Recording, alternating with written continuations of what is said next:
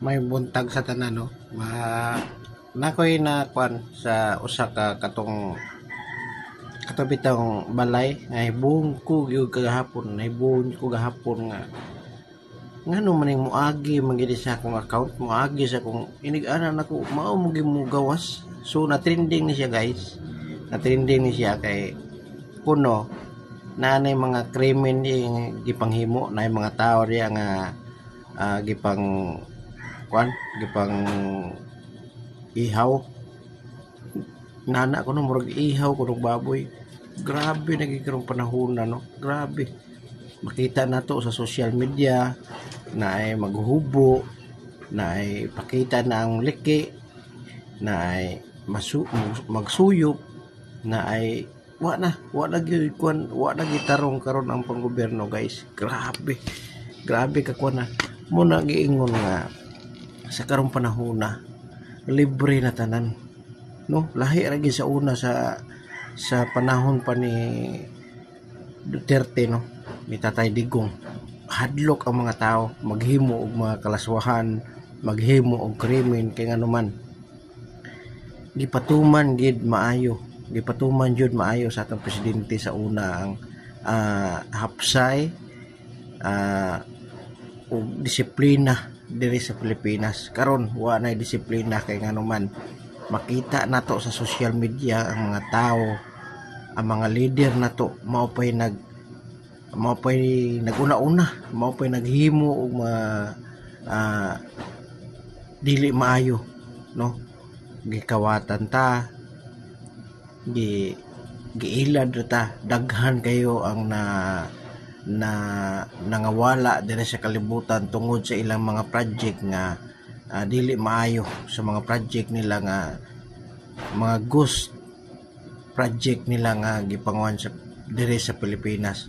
Sumala atong nahitabo nga baha dito sa Talisay City o unsa man to, makita nato ang mga kuan gyud diha sa dire sa kalibutan no. Grabe makita ginato nga talamak ang kabastusan ang gihimo nila diri sa atong Pilipinas.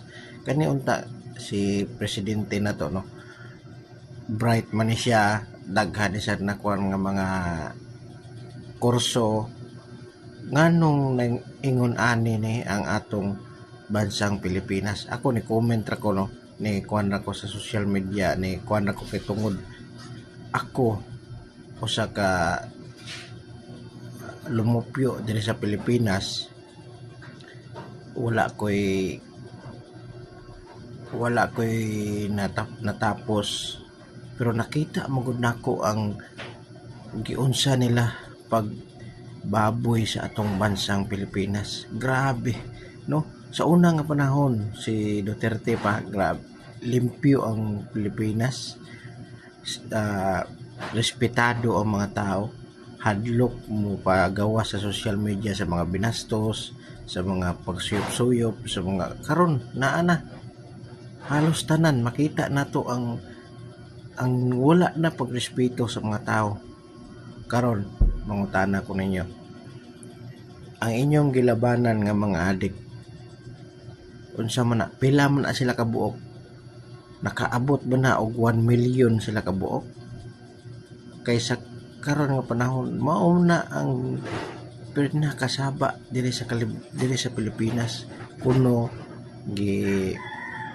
gipangkuan na sila ni Duterte kay mao na makita man nato gud kani gud ang mga politiko karon nga gusto gud sila nga sila mo insakto, ipagawas nila nga sila insakto, pero mga bright man tani mga tawhana ni mga bihanaan ni nganong wala man nila makita ang kamatuoran.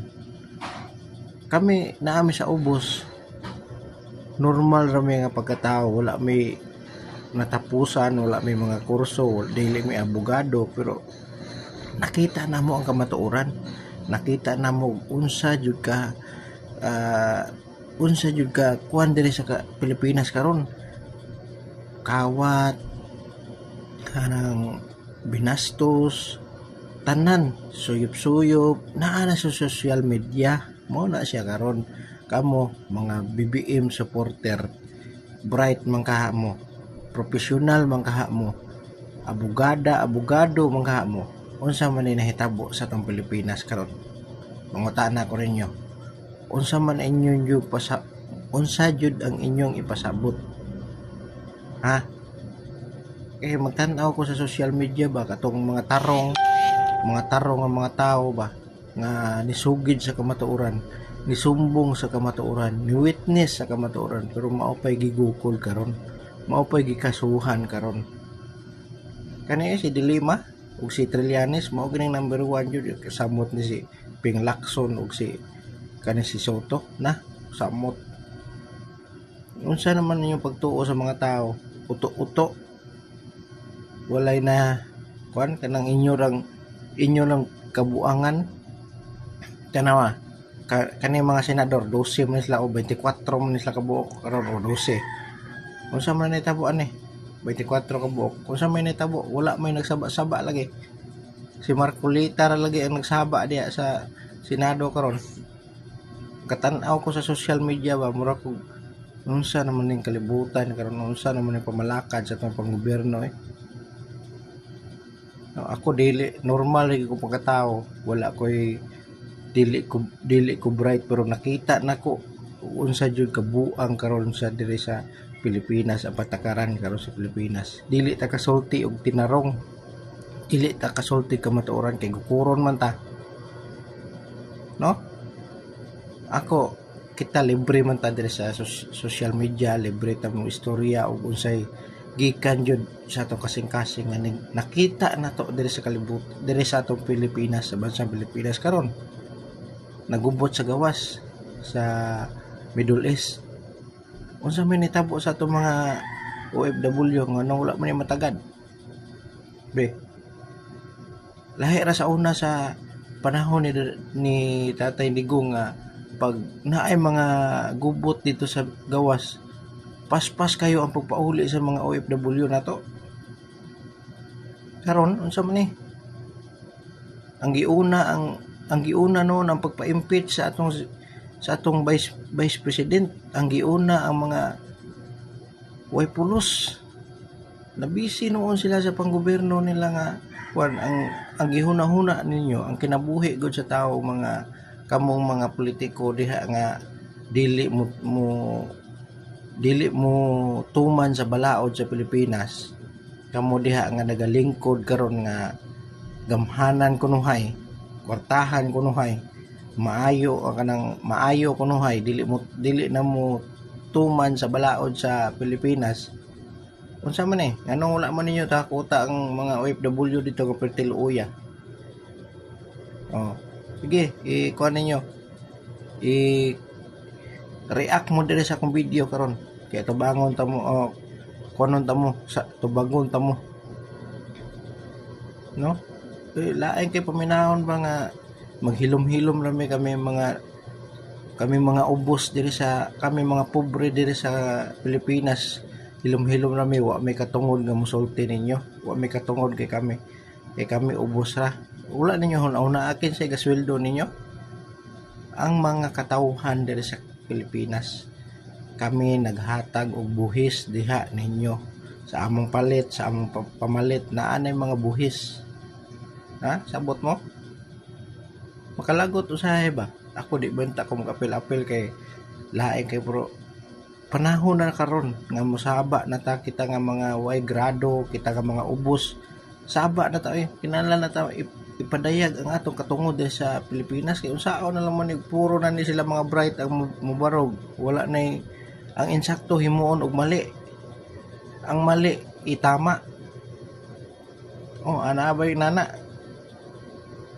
Muna akong giingon nga ang mo leader gani nga way Ginoo, walay Kristo sa ilang kasing-kasing, mao nang mahitabo. Kawat diri, pamakak dito, ang sayop himuon nila mao pa priso. Makita na to ang 18 Marines ni Butiag sa ilang mga nasaksihan, sa ilang nakita ug sa ilang kagulingon, pero murag walay katungod ba? Magtan-aw lagi ko sa mga balita, mura ko gahiblaron, no? Di ko na unsa naman ni atong Pilipinas, pinakaluluoy ani ang atong mga anak. ang atong mga apo maoy madisgrasya tungod kay karon ang mga adik lantara na, ang mga hising, ang mga krimen lantara na. Moingon sila nga niubos ang krimen. Unsa naman ubos? Unsa pagkaubos nga karon ni trending katong balay na ay mga krimen dito. Nya naa say tungtulo ka negosyante gidido kay gikuha ang kwarta. Unsa naman ni ubos ang krimen? Grabe nang pud ning atong gobyerno karon ang murag taguon nila ba ang kamatuoran mo na ang tinuod jud. Kamo mga BBM unsa man mo? Ako dili ko musulti sa mga kwan. Ang ako ra nga nakita nako dire bilang Pilipino, makita nako og unsay mga nahitabo dire sa Pilipinas. Ako ordinaryo ra ko mga pagkatao, usa ra ko ka ordinaryo, wala ko'y natapusan, dili ko profesional, ordinaryo ra ko nga tao diri sa kalibutan. Igo ra ko nagpadayag sa akong nakitaan, nadunggan, nakita yun sa social media. Bilang usa ka small content creator, ako ipadayag ang akong nahibal-an, akong nakita, ug akong nadunggan, ug akong nakita diri sa mga balita. Lahi ra gyud kaayo, layo ra gyud kaayo sa una nga panahon pa ni Duterte. Mao na nga saludo jud ko sa akong gibuto sa una nga panahon sa kay Duterte. Tatay Digong. Siya ni ang gikuan sa Ginoo, gibutang kay kita ninyo ang Ginoo sa una bisag unsa nga mga pagwali niya sa kamatuoran pero gihingabot pa siya. Mao sana ang nahitabo sa Tatay Digong. Kato niingon sila nga nganong suportado man gid ninyo si Tatay Digong nga iya man giingon ang giingnan ang Ginoo nga stupid sa una. Tug-anan ta mo kunan ta mo dili to ang Ginoo iyang giingnan nga stupid, ang Ginoo sa mga bangag. Mao to siya. Pero dili to ang Ginoo jud nga naghimo na to. Hunahunaan ninyo bisag ako normal ra ko nga pagkatao, dili ko bright, dili ko professional, pero nakasabot ko unsa ang gipanulti ni Tatay Digong sa una. Tama kaayo. Karon gira sa Middle East. Nya kita nag-apel-apel man ta sa US. Nagpamembro man ta sila dito na natay mga military diri sa mga US. Nahibaw ana ni Tatay Digong. Karon og apilon ta diri og tira dito sa Iran. Unsa may tabo na to diri? Bungkag ta diri tanan. Kanya unsa man na ang mga politiko karon nga kwartahan manago. Moadto sa laing nasod kay naa sila kwarta. Kita taon, kita unsa man ta diri nga wala tay kwarta. Kita'y musalo sa mga bala nila diri, sa mga bomba nila diri. Magkabuang tagpanago, ug asa ta manago, ug maigo ta bungkag tatanan. Una-unaan ninyo na mga supporter ni BBM bright man ka mo, abogado man ka mo, professional man ka mo. Ikuan ninyo kuno. Asa ibaylo ninyo sa 100%, 95% ang iya ni Duterte niya 5% ang inyo ha. Sa may kuan na nya tanan nga mga problema nga gikan sa 2022 hangtod 2025 inyo pag iamong-among dia ang si Duterte. Mao na nga ako ni kuan ko diri sa social media, dili man ta kuan ni ganahan ko kay gubot, pero usaon man nga lain man gud og dili ta kapadayag kita nga mga tao nga ubos tan-aw nila pigado lang ta, ubos ta diri sa Pilipinas, wala tay katungod nga musulti sa social media, musulti sa kamatuoran. Muna hunahunaan ninyo kay luoy ang atong mga anak, ang atong mga apo, ang apo sa atong mga apo pinakaluluoy jud. Moabot ang panahon nga puro na mga adik ang mupuyo diri sa Pilipinas, puros na mga kriminal, wala na tarong. Nauna-unaan na yun. Thank you for watching.